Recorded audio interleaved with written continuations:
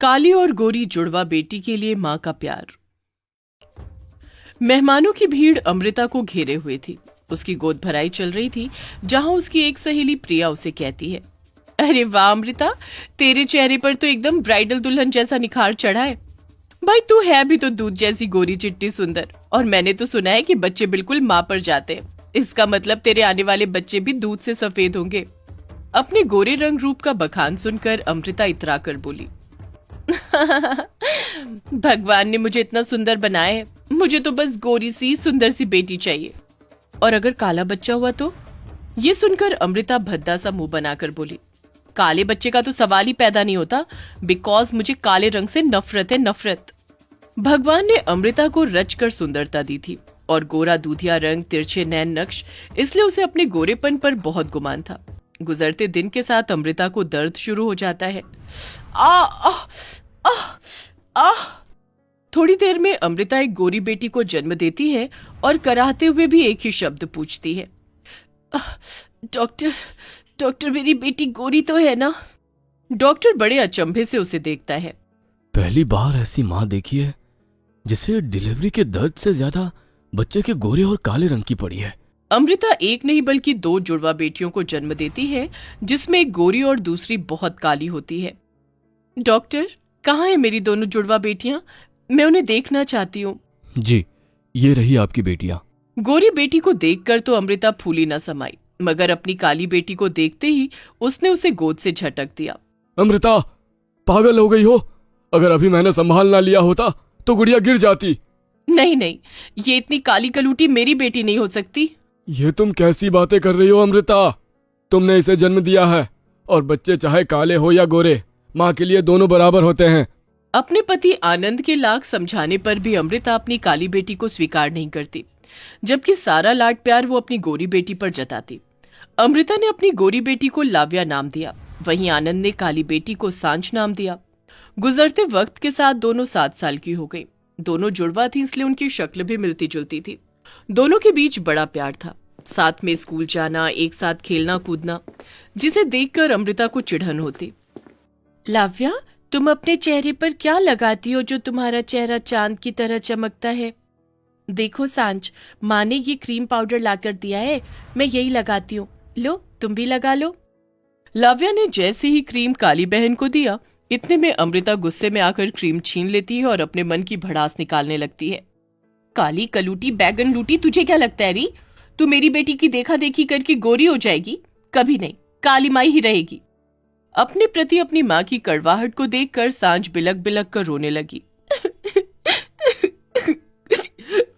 आप मुझसे इतनी नफरत क्यों करती हो? मैं भी तो आपकी बेटी हूँ। ये कहते सांझ ने अपनी माँ का आंचल छुआ, तभी उसने उसे दूर धकेल दिया। दूर हट मुझसे, नासपीटी कहीं की। सांझ, सांझ तुम ठीक तो हो? उठ मेरी बहन। लव्या अपने हाथों से उसे मलहम लगाती है। इसी तरह दिन महीने साल बीतते गए, मगर अमृता के मन में अपनी काली जुड़वा बेटी के प्रति बसी हुई नफरत कभी नहीं घटी, और 18 साल बीत गए। अमृता की दोनों जुड़वा गोरी और काली बेटी अब 25 साल की हो गई, वहीं अमृता 45 साल की। माँ, माँ कहाँ हो आप? अरे यहाँ हूं मैं।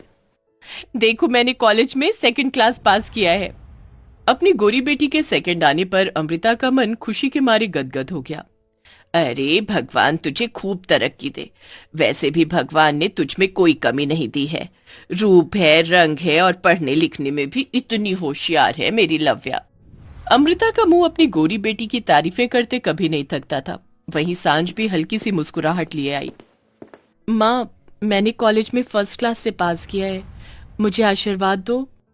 पर अपनी काली जुड़वा बेटी के प्रथम आने पर अमृता जल भुन गई।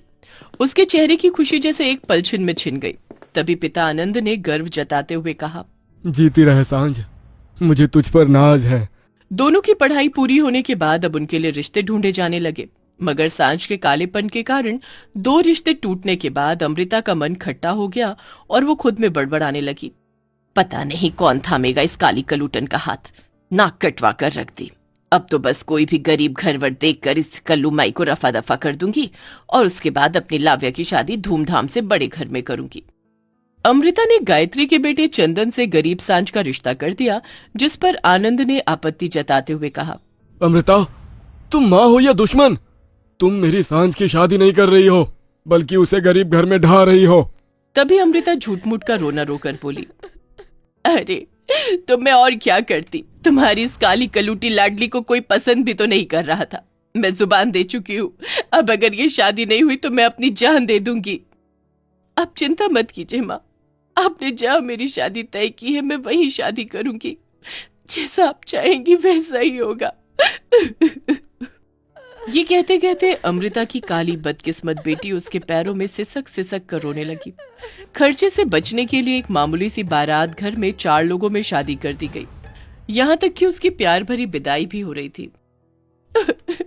बाबा, बाबा। जा मेरी बच्ची, भगवान करे तेरे ससुराल में तुझे हर खुशी मिले। अच्छा माँ, मैं चलती हूँ।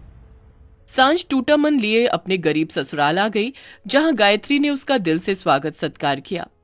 आओ दुल्हन, ये हम गरीबों का सौभाग्य है जो तुम इस घर की लक्ष्मी बनकर आई हो। अपनी सास के मन में ऐसे स्नेह को देखकर सांझ के मन के सारे घाव भर गए। वहीं दूसरी तरफ अमृता ने अपनी गोरी बेटी लाव्या की शादी दौलतमंद घर देखकर, बहुत सा दान दहेज देकर पूरे धूमधाम से निरंजन के बेटे अजिंक्य से कर दी। समधन जी, मैंने अपनी बेटी को बड़े नाजों से पाला है।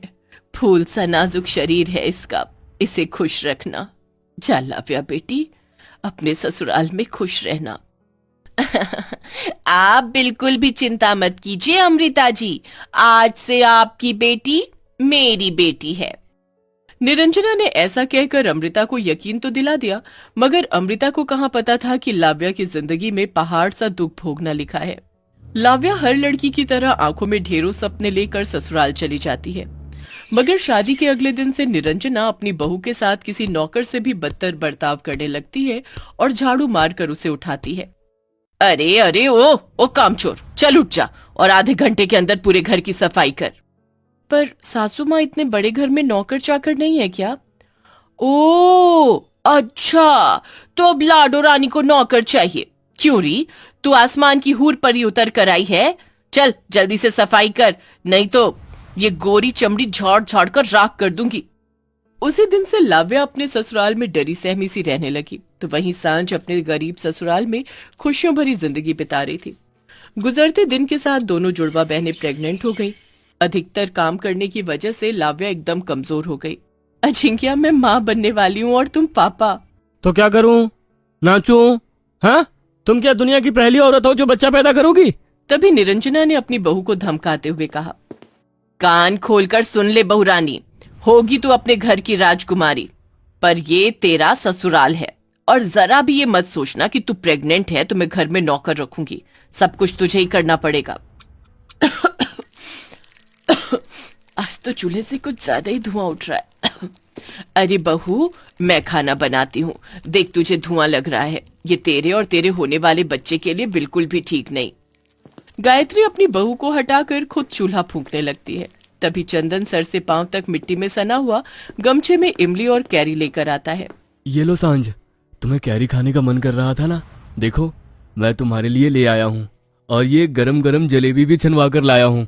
शुक्रिया चंदन जी।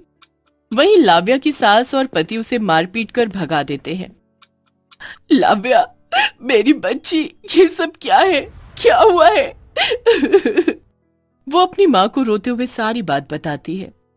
माँ, तुमने मेरी शादी अमीर घर में की, मगर फिर भी तुम्हारी बेटी आज सुखी नहीं है, क्योंकि जो दुख तुमने मेरी जुड़वा बहन को इस घर में दिए, शायद ये उसी की बददुआ है जो तुम्हारी इस बेटी को इस तरह से मिल रही है कि मैं दुख झेल रही हूँ। अपनी बेटी की बात सुनकर अमृता अपनी करनी को सोचने लगती है और सांझ को सम्मान के साथ उसके ससुराल लेने जाती है। समधन जी, मैं अपनी बेटी को लेने आई हूँ। हमारे यहाँ बेटी का पहला बच्चा उसके मायके में होता है। ये सुनकर सांझ रो पड़ती है। माँ, घर चल बेटी, तेरी माँ तुझे लेने आई है। अमृता अपनी दोनों बेटियों की एक समान देखभाल करती है और सांझ को खूब प्यार देती है। वहीं थोड़े दिन बाद निरंजना को अपनी गलतियों का एहसास हो जाता है और वो भी लाव्या को इज्जत के साथ लेकर जाती है।